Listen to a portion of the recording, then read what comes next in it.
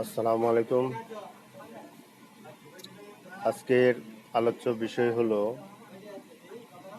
একজন ছাত্রের প্রতি একজন শিক্ষকের কর্তব্য।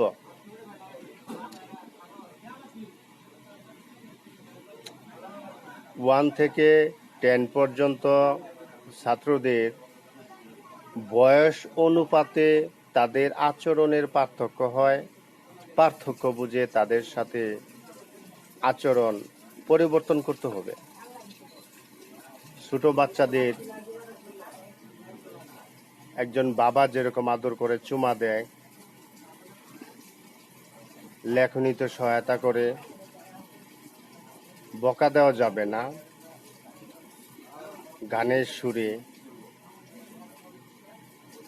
ড্রয়িং দেখিয়ে তাদের মনকে পড়াতে আনতে হবে। হয়তো মাঝে মাঝে ছোটখাটো গল্প বলতে হবে বাচ্চাদের সাথে।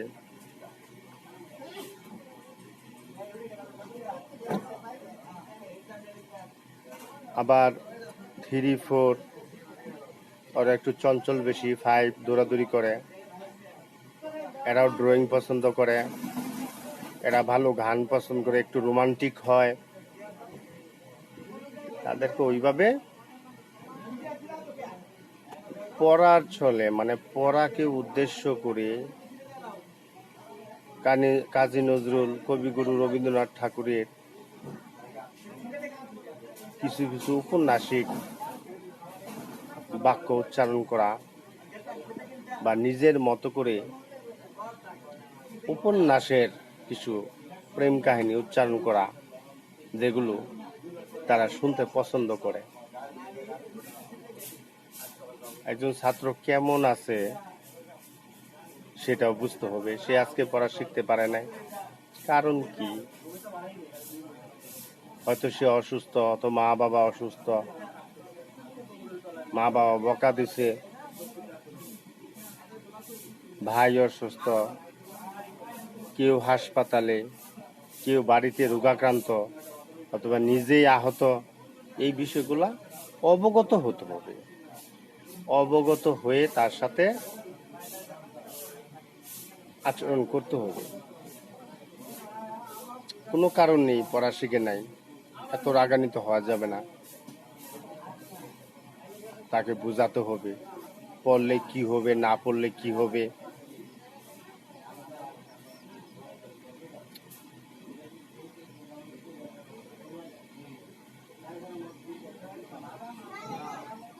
সিক্স, 7, 8 এরা আরো কঠিন।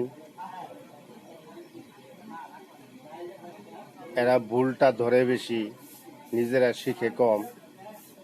তারপরেও তাদেরকে, এরাও ড্রয়িং পছন্দ করে, গান পছন্দ করে, গল্প পছন্দ করে। পরে ছোটোখাটো গল্প বলে বা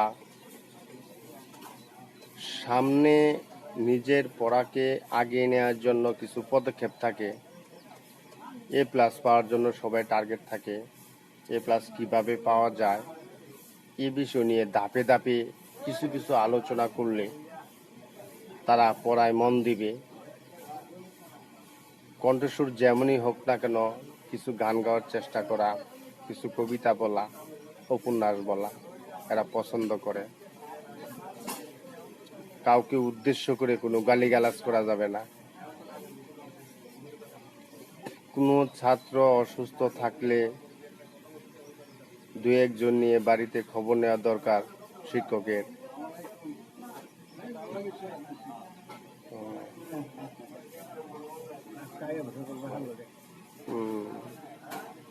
আসসালামু আলাইকুম।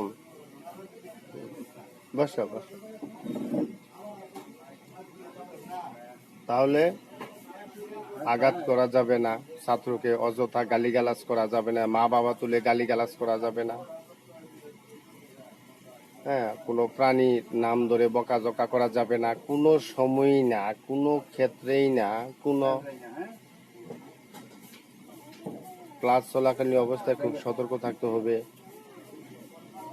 ক্লাসের রুলগুলা মেনে চলতে হবে, শিক্ষকদেরও ছাত্রদেরও। তাহলে পড়া উন্নত হবে এবং ছাত্র পড়া শিখতে পারবে। ছাত্রের পড়াকে কিভাবে উন্নত করা যায় সে বিষয়ে গার্জিয়ানের সাথে পরামর্শ করতে হবে, বাসায় যেতে হবে। একটা ছাত্র যদি বাসায় খবরাখবর নেওয়া হয় তাহলে সাংসারিক ফ্যামিলি বাচ্চার অবস্থা সম্পর্কে অবগত হওয়া যায়,